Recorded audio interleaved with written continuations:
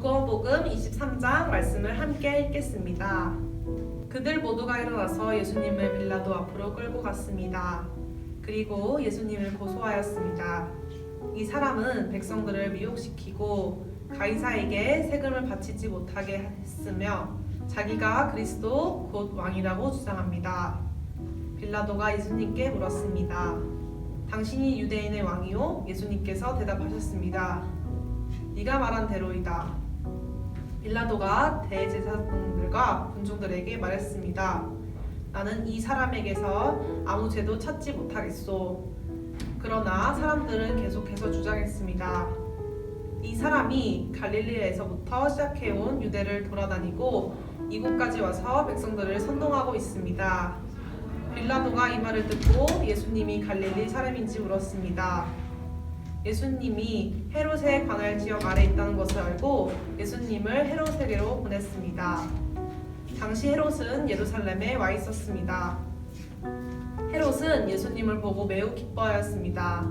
그는 오래전부터 예수님에 대해 듣고 예수님을 한번 만나보기를 원했습니다. 헤롯은 예수님께서 기적을 행하는 모습을 보고 싶어 하셨습니다. 헤롯이 예수님께 여러 가지 말로 질문했지만 예수님은 한마디도 대답하지 않았습니다. 대제사장들과 율법학자들은 곁에 서서 예수님을 강력하게 고소하였습니다. 헤롯은 군사들과 함께 예수님을 경멸하였습니다. 그리고 화려한 옷을 입히고 조롱한 후 다시 빌라도에게로 보냈습니다. 이전에 빌라도와 헤롯은 서로 원수였지만 그날의 헤롯과 빌라도는 서로 친구가 되었습니다.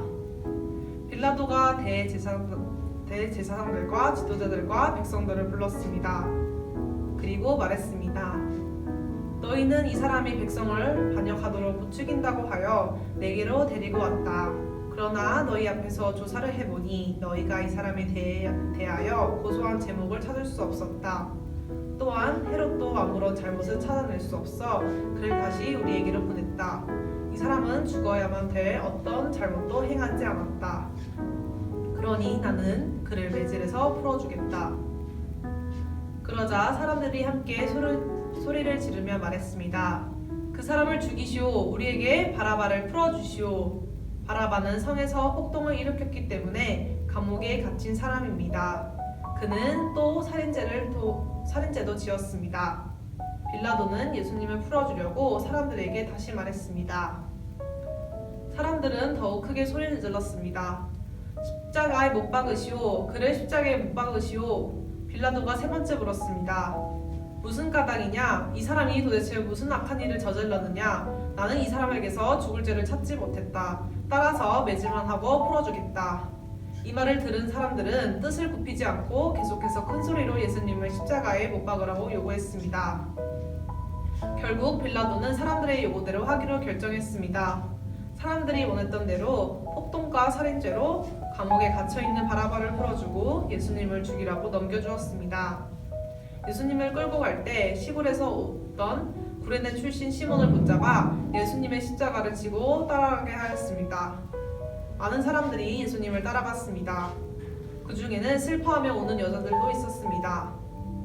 예수님께서 뒤를 돌아보시고 그들에게 말씀하셨습니다. 예루살렘의 딸들아, 나를 위해 울지 말고 너희 자신과 자녀들을 위해 울어라.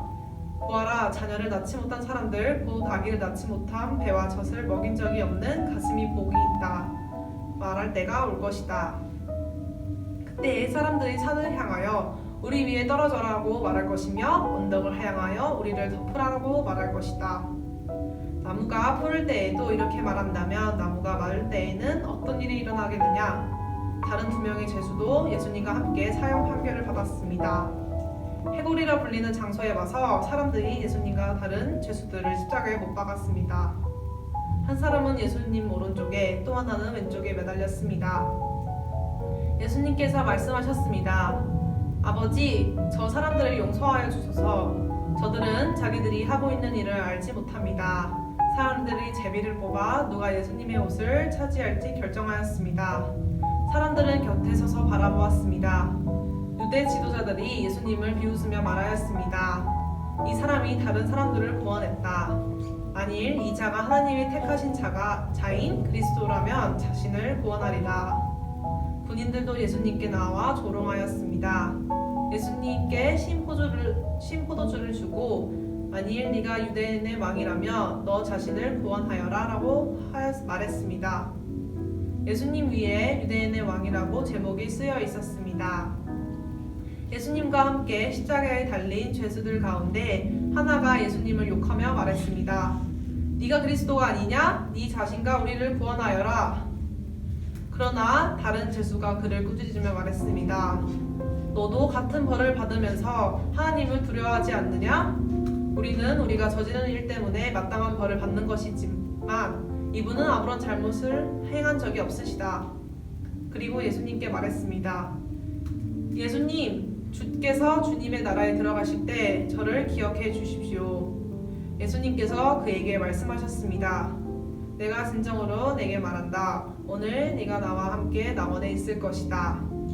정오 때쯤에 어두움이 온 땅을 덮어서 오후 3시까지 계속되었습니다. 햇빛이 사라지고 성전의 미장이 두 쪽으로 찢어졌습니다. 예수님께서 큰 소리로 부르짖으셨습니다. 아버지 손에 내 영혼을 맡깁니다. 이 말씀을 하신 후 예수님께서 돌아가셨습니다. 백부장이 그 일어나는 일을 보고 하나님께 영광을 돌리며 말하였습니다. 분명히 이 사람은 의인이었다. 이 일을 구경하러 모인 많은 사람들도 그 일어난 일을 보고 가슴을 치며 돌아갔습니다. 예수님과 알고 지내던 사람들과 갈릴리에서부터 예수님을 따라온 여자들도 모두 멀리 서서 이 일을 바라보았습니다. 그 회원으로 요셉이라고 불리는 사람이 있었는데 그는 선하고 의로운 사람이었습니다. 이 사람은 의회의 결정과 행동에 찬성하지 않았습니다. 이 사람은 유대 마을인 아리마대 출신이었고 하나님 나라를 기다리던 사람이었습니다. 요셉이 빌라도에게 가서 예수님의 시신을 달라고 요청하였습니다. 요셉은 예수님의 시신을 가져다가 천으로 샀습니다. 그리고 아무도 사용한 적이 없는 바위를 쪼개 만든 새 무덤에 모셨습니다.